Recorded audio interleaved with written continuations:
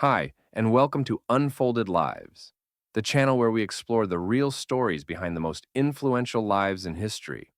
Today, we tell a story that's been heard around the world for more than 2,000 years. It's the story of Jesus of Nazareth. To some, he is the Son of God. To others, a wise teacher, a prophet, or a revolutionary. But no matter what you believe, his life shaped the course of history. This video isn't about preaching, it's about storytelling. We'll explore what we can know, based on ancient texts, historical research, and the traditions that have been passed down across centuries. So, who was Jesus? Let's begin. Jesus, a name that carries so much weight across cultures and centuries. He lived around 2,000 years ago. That's right, 2 millennia ago. And we're still talking about him. Most of what we know about his life comes from ancient texts, mostly from four key books known as the Gospels. They're kind of like biographies, but they were written years after his death, and they don't always line up perfectly. Some people see Jesus as the Son of God. Others see him as a wise teacher, or simply a figure from history. But no matter what you believe, there's no denying his impact. Politics, article culture, even how we measure time. Yep, that BC and AD thing, tied to him. Let's rewind. Way back to the beginning. The Gospels of Matthew and Luke give us stories of Jesus' birth. They don't exactly match, but here's the gist. His mother was a young woman named Mary. She was engaged to a man named Joseph. But according to the story, Joseph wasn't Jesus' biological father. An angel appeared to Mary and said she'd have a son, and this baby would be different, special, divine. His name would be Jesus. He was born in a small town called Bethlehem, and that's significant. It ties into old Jewish prophecies that said a great leader would come from there. Now, here's where it gets cinematic. In Matthew's account, wise men from the east follow a star to find Jesus. They bring expensive gifts, gold, frankincense, and myrrh. Not exactly baby toys. In Luke's version, it's shepherds, regular folks out in the field. Angels show up and tell them, hey, something big just happened, and they go to see the newborn. Royal visitors, working class shepherds. It's like the whole world, rich and poor, is being invited to meet this child. Jesus grew up in a small town called Nazareth, in the region of Galilee. And honestly, we don't know much about his childhood. There's one story, though, that stands out. When he was about 12, his family went to Jerusalem for a religious festival. On the way home, Mary and Joseph realized, wait, Jesus isn't with us. They rushed back and found him in the temple, deep in conversation with the teachers there. Not just asking questions, but blowing their minds with his understanding. Yeah, at 12. Before Jesus went public with his message, another figure was making waves, John the Baptist. John was this intense guy who lived out in the wilderness near the Jordan River. He was kind of like a spiritual coach, telling people to clean up their hearts and lives, what he called repentance. To show they were serious, people would be baptized in the river. Then, one day, Jesus showed up. John baptized him like anyone else. But this time, something unusual happened. As Jesus came up from the water, people said they saw something like a dove coming down on him. And then, according to the Gospels, a voice from heaven said, "You are my son. I love you. I'm pleased with you." Chills, right? But this moment wasn't just symbolic. It marked the beginning. Immediately after his baptism, Jesus didn't throw a launch party. He went into the desert, alone. For 40 days and 40 nights, he fasted. No food, no water. And that's when the temptations came. According to the Gospels, the devil, yep, Satan, came to test him. You're hungry? Turn these stones into bread. Want power? Bow down to me. Want to prove yourself? Jump, and let the angels catch you. But Jesus didn't give in.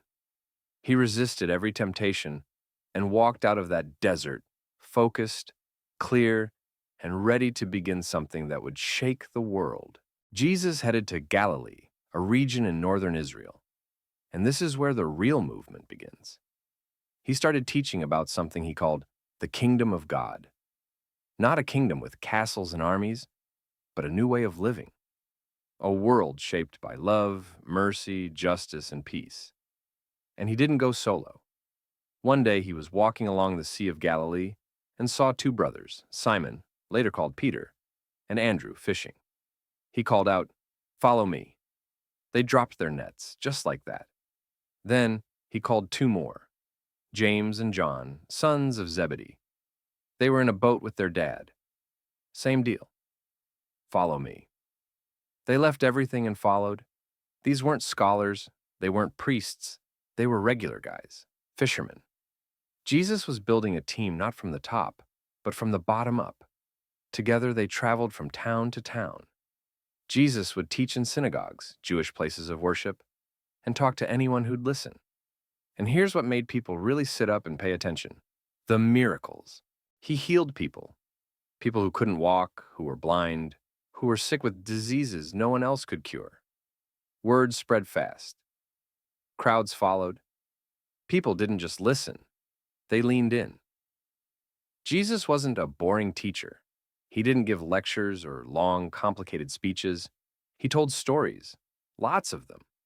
Simple, relatable, often surprising. These were called parables. And everyone carried a deeper truth, like the story of a farmer scattering seeds. Some fall on rocks, some get eaten by birds, some land on good soil and grow. It was his way of explaining how people hear and respond to truth differently. Or the lost sheep. A shepherd leaves 99 sheep behind to find one that's lost. That's how much God cares about every single person. Forgiveness, love, kindness to strangers, even enemies. These were central themes in everything Jesus taught. He said, "Love God with everything you've got, and love your neighbor as yourself." And neighbor didn't just mean the guy next door. It meant everyone. If there's one place where Jesus laid out his vision in full, it's what's now called the Sermon on the Mount. Imagine this: a hillside, a crowd gathered, and Jesus sitting down to speak. Not like a politician, but like a guide. And what he said? It flipped the world upside down. He talked about what it means to be blessed, but not in the way we usually think. He said, "Blessed are the poor in spirit, the peacemakers, those who are humble, merciful, hungry for justice." He spoke about turning the other cheek, loving your enemies, giving without showing off, and praying in private, not to impress, but to connect.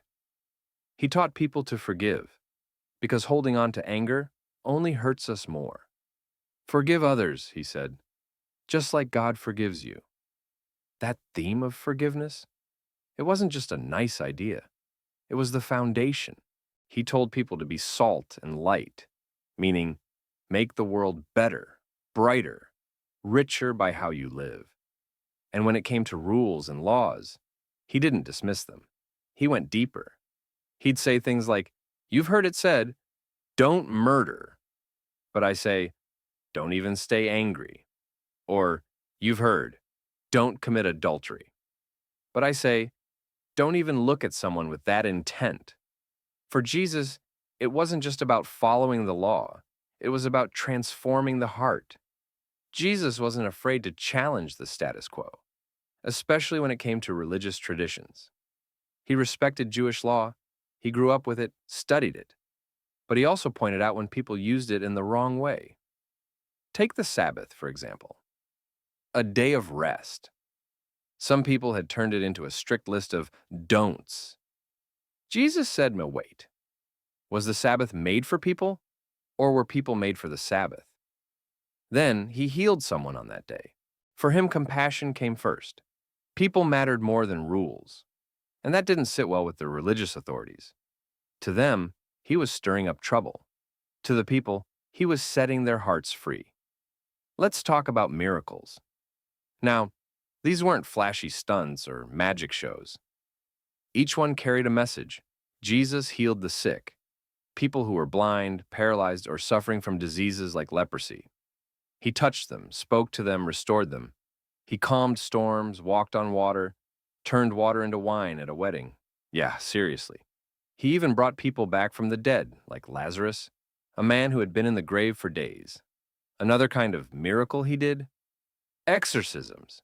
He would confront people suffering from tormenting spirits, things they couldn't control, and set them free. To the crowds, it was clear this man had power, but not the kind of power that crushes, a power that heals. Still, not everyone believed. Some said, yeah, he's a fake. Others thought he was dangerous. The miracles weren't meant to impress. They were signs, clues pointing to who he really was and what God was doing through him. As his movement grew, Jesus knew that not everyone was thrilled, especially not the religious leaders in Jerusalem. They felt threatened. He questioned their authority, challenged their interpretations of the law, and called out their hypocrisy. Still, Jesus made the choice. It was time to go to Jerusalem. Now, Jerusalem wasn't just any city. It was the spiritual center, the place where prophets had spoken and kings had ruled. So Jesus and his disciples set out on the journey. As they neared the city, the atmosphere changed. In Galilee, people were excited. But in Jerusalem, there was tension. Still, when he entered the city, people celebrated. Crowds gathered, laying down palm branches and cloaks on the road. They shouted praises like he was a king. This moment is remembered as the triumphal entry. It felt like a revolution was starting. The first thing Jesus did after arriving? He went straight to the temple. This was the holiest place in Jewish life, a symbol of God's presence. But what did he find? Merchants, money changers. Business deals happening inside a place meant for prayer. Jesus got angry. And not just frustrated, righteously angry. He flipped over tables, drove out the sellers, and shouted, "My Father's house should be a house of prayer, but you've turned it into a marketplace." This was bold and risky. For the religious elite, this was the last straw. Now, Jesus wasn't just a nuisance. He was a threat. Behind the scenes, things were shifting. One of Jesus' own disciples, Judas, began to change. We don't know exactly why. Was it greed, doubt, disappointment? But we do know this. He made a deal. He agreed to help the religious leaders arrest Jesus, and in return, he'd get paid. It was the ultimate betrayal, and it would set the stage for everything that followed. As things came to a head, Jesus gathered his disciples for one final meal. This is now known as the Last Supper. They sat around a table. Jesus broke bread and passed it out. "This is my body," he said. Then he took a cup of wine. "This is my blood." He wasn't just talking about food. He was preparing them for what was coming. He also made two shocking predictions. "One of you will betray me, and Peter, you're going to deny that you even know me 3 times." The disciples were stunned, but the night wasn't over. After dinner, Jesus took his friends to a quiet garden to pray. It was called Gethsemane. This moment, it was raw.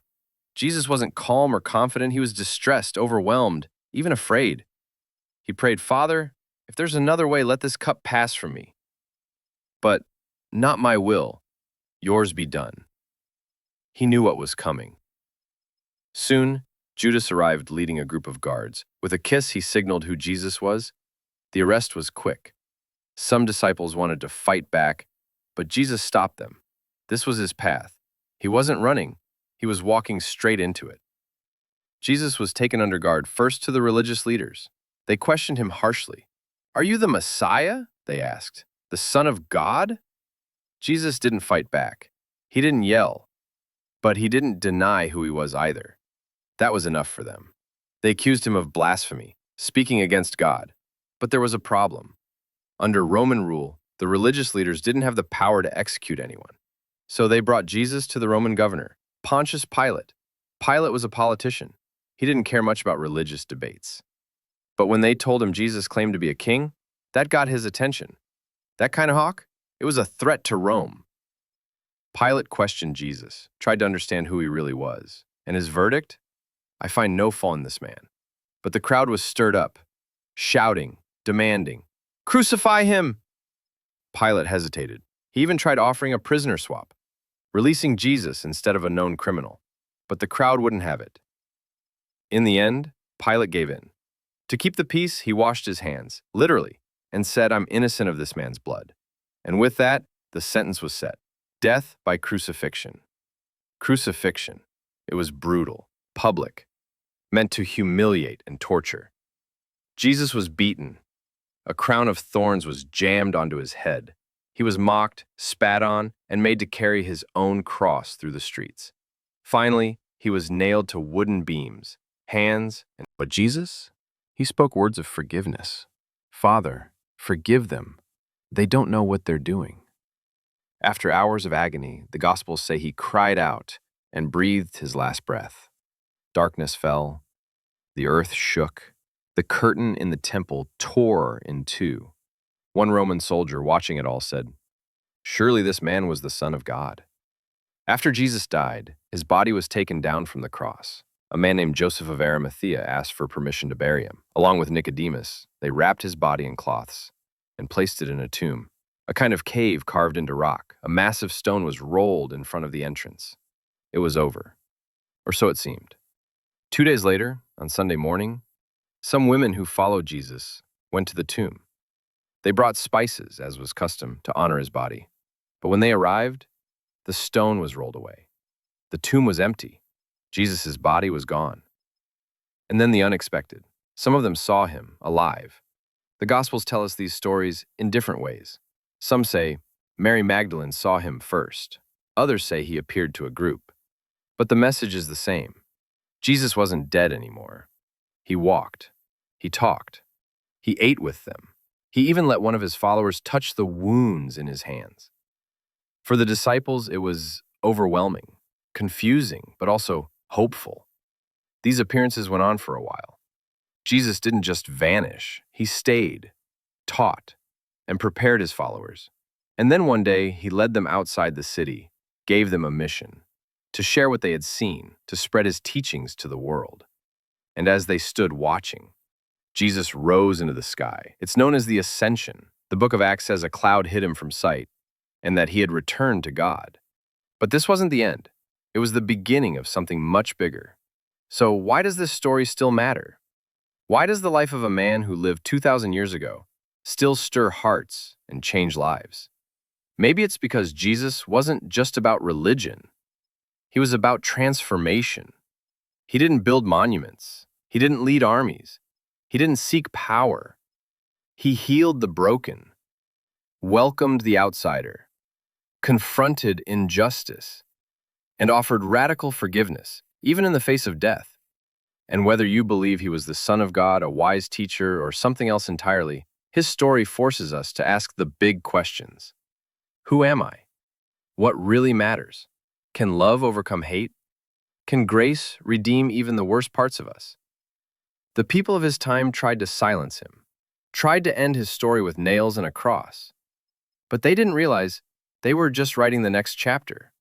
If this story moved you, made you think, or helped you learn something new today, do us a favor. Like the video, subscribe, and drop your thoughts in the comments. It only takes a second, but it helps us bring more powerful stories like this to life. Thanks for being here. See you in the next story.